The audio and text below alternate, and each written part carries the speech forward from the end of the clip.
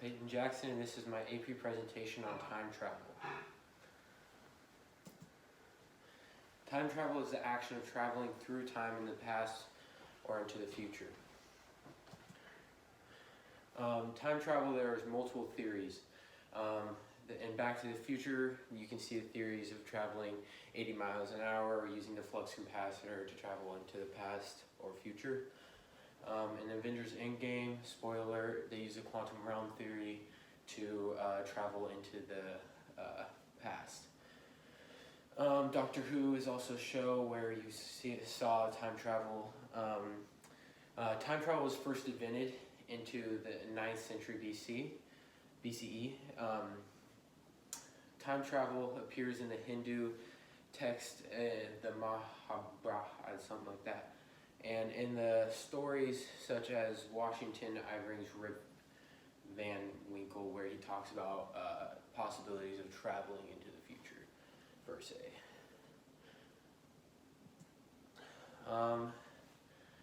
To understand time travel, you need to understand the time is the fourth dimension. Time is unable to be seen. It is a fabric that can be twisted or bent. It is a true key to time travel. All four dimensions, are known as space-time. It is affected by gravity. A theory of time travel is Einstein's theory of relativity. Einstein worked 11 years to develop this theory. He considered space and time in relation to each other. It determined that the laws of physics are the same for all non-accelerating objects, or observers, speed of light in a vacuum was independent of motion of all observers. Basically, it is faster through space the slows down time. It explains how massive objects cause distortions in space and time. He proved Newton wrong with this theory. Was the theory that people were using for many years and people believed. So this theory was groundbreaking. The theory explained, basically if you picture these two dots moving back and forth, one to the other, one to the other. So if one dot was going up and down to this point, you would see the dot as going like this. So basically, there's two people next to each other. One is moving at the speed of light, passing the other one, and the other one is standing still, and they are moving next to each other like this. You can see that this dot with the moving person is moving up and down, up and down, up and down, and when it moves past the person standing still, the observer, the observer sees it as going like this. This proves that the distances are the same between each one, but the speed has changed, thus changing the time experience between the observers. Another theory of time travel is the black holes theory, which is gravitational pulls that warp space and time. They are singularity between one-dimensional points, and they would eventually kill you because of the singularities. Singularities are one-dimensional points which contains a huge mass in an infinitely small space, where density of gravity become infinite and space-time curves infinitely, and where the laws of physics, as we know, are ceased to operate. This is a quote from what's his name? Can't even think of it. Stephen Hawking. Thank you. Basically, the theory behind time travel using black holes is frame dragging. Frame dragging is seen in Interstellar. When they travel closer and closer, time tends to warp and twist like a twisting of a bottle.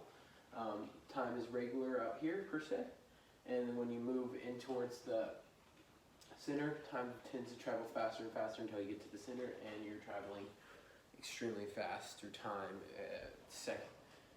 hundreds of seconds per second. Another theory behind time travel is the cosmic strings theory. Cosmic streams, which are formed through the Big Bang, which were created during the Big Bang. They are two-dimensional objects no bigger than an atom. One string, a meter long, would create more gravity in the Earth. This would basically, the theory is, if you were standing right here, you could basically go around and re-high-five yourself in time. It is a very complicated theory. I personally don't understand it the best, but yes. And then there's also another theory known as the cosmic loop theory, which basically would allow you to travel into the past. But if you were to do this, it would basically bring the whole region into a black hole, and it would take an extremely large amount of mass to create.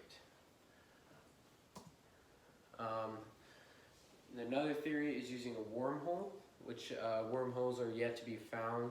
So people believe they are out there, but no one has yet to find them.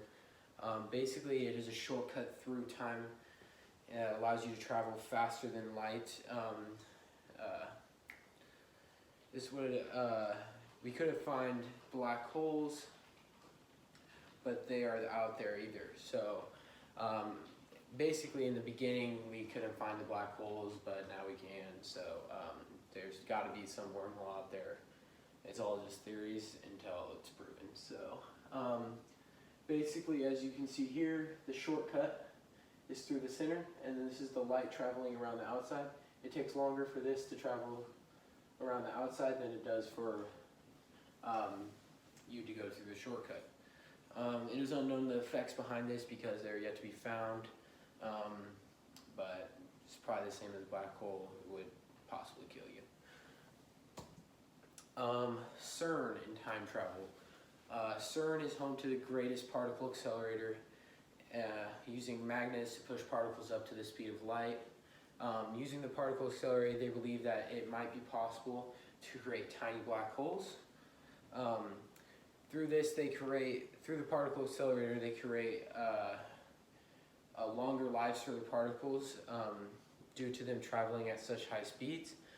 Basically, the particle traveling at the speed of light goes at the speed of tick-tock, tick-tock, tick-tock, but when you're on the outside, you're going at tick-tock, tick-tock, so fast.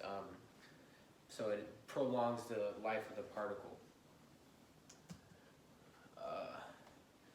So this brings me to, all these theories might be possible, but when you create change in the timeline, you're bound to have a series of consequences. If time travel alters the past, how will it alter the present? That's the question that has to be asked. Paradoxes are bound to be created, like if you killed your grandfather before your dad was conceived, it would create so many paradoxes that it could rip the space-time continuum per se. We could fast forward time by traveling at the speed of light, but the trick is to come back again. This is a quote by Stephen Hawking, talking about the timeline and traveling through time. A way to go around the timelines theory is to go through using multiple universes. A lot of people understand multiple universes by, if you put a laser through a slit, it tends to make a bunch of dots. I don't know if you can see this on the camera, but there's a bunch of dots after the big dot. These are per se all separate universes out there. With an infinite number of universes, you can create, switch to a different number of timelines and different, basically fixing the timeline and, yes. People believe that they're splitting constantly, and there's multiple out there, infinite. They coexist in multiple universes, all with their own universe. Basically, this one guy in a video, I forgot what his name was, but he talks about how we all coexist in a multiverse. which is basically everybody has their own universe, and we all kind of just go to blend together into a multiverse, which creates a bunch of different universes. So when he talks about this, we could all create our own timeline. So like if we change part of our timeline, we just go into a different version of ourselves, per se. This would fix the paradox theory, thus fixing the time travel theory and making time travel possible. In conclusion, time travel into the future is in the future, but the effects are unknown. When it is found, I believe it would be, the cost would outweigh the negative or the positives of it, and it would possibly kill off half the human race or destroy us in some way or form, or alter our timeline and eventually create something worse than what we have.